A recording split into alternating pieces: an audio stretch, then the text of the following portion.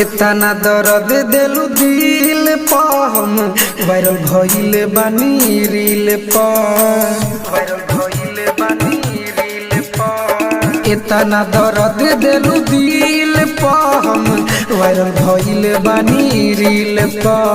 करत रहलु घमंड काहे करत रहलु घमंड काहे चेहरा अपना हसीन पा इतना दर्द दिलु दिल पा हम वायरल भइले बानी रील पा